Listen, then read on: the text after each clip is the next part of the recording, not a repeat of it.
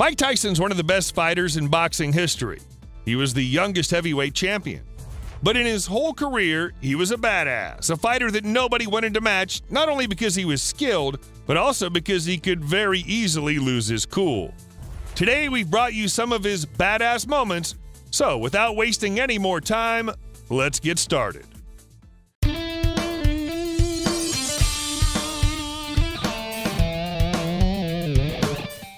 Mike Tyson versus Evander Holyfield. There have been unlimited moments of his rage when he lost his cool, but one of the best ones was with Evander Holyfield. And to be honest, he didn't have that cool face during his fights or when he was interviewed. But why would Tyson be so feverish during the fight? He has a tangible reason behind it. To find out, stick with us through the end. Anyway, Mike Tyson and Evander Holyfield are long-term rivals. They've been coming at each other for a long time. During their first fight, Evander was lost by TKO, which Tyson wasn't happy about. Since they put up a great performance, a rematch was decided to happen. In 1997, they faced each other again. They were coming at each other in wrath and were putting up a great show.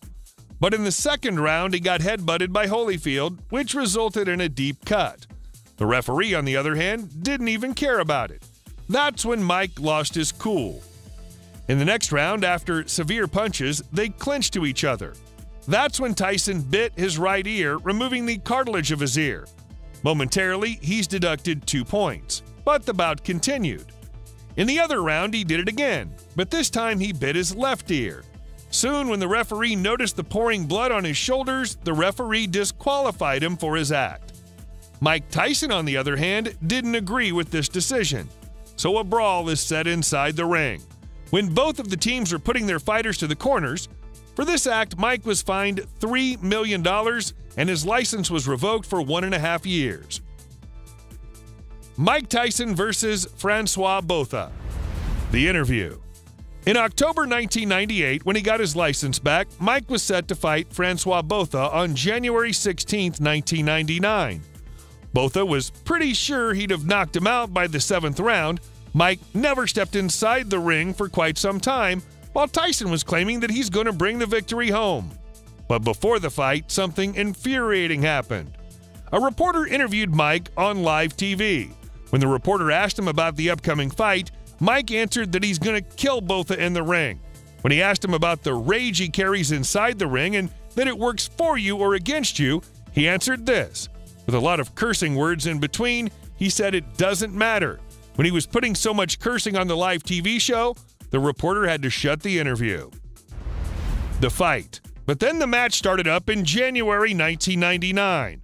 Just like in every fight of Tyson, the fighters were going against each other brutally. In the first round, Tyson had some trouble trying to connect his punches, so he lost control over his temper. When 10 seconds were remaining in the round, he took Botha's left arm and was trying to break it. When the round finished, Tyson wasn't letting go of his hand, so Botha had to punch him to free his arm. Soon, the referee and both of the team members and security kicked in.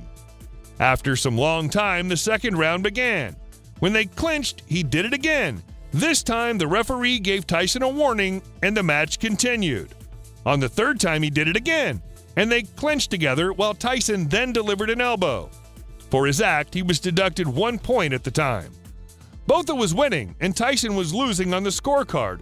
But in the 5th round, when they were going at each other, Tyson delivered a quick right jab, leaving Botha straight on the floor. When Botha couldn't get up, Tyson won via knockout. Mike Tyson versus Norris. On October 23, 1999, after putting Botha onto the canvas, Tyson faced Norris. It was only a single-round fight thanks to the aggression of Mike Tyson.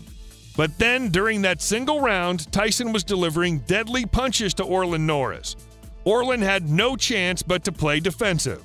When he could have tried to play offensive, Tyson would counterattack, so he had no chance but to stand still. When the first round was about to end, they didn't want to let go of each other, so they engaged in a clinch. Just after the bell rang, Tyson left punched him right on his jaws, leaving Orlin temporarily knocked out on the floor. After a few seconds, he stood up and walked to his corner.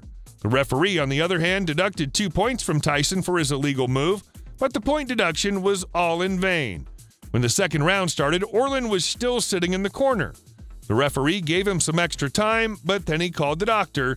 He told the doctor that he injured his right knee during the fall. After some time, the match was declared no contest. Listening to this made Tyson fill with anger. He then tried to jump on Norris, but had to be restrained by security and his members from confronting Norris.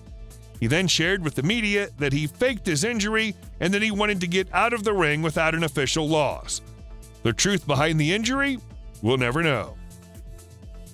Mike Tyson versus vsavarisi. This match was held on June 24, 2000. This match will end up his second quickest victory. In just the starting seconds of the match, Savarisi was dropped to the canvas. But this wasn't the end. vsavarisi was trying to get back up, but he was assaulted by Mike Tyson. However, the fight continued at that point. But at the 26th second of the match, the referee jumped in between the two of them as he wanted to stop the match. But Mike was beating Savarisi. He wasn't letting him go until he took down the referee in the process. He then went into his corner.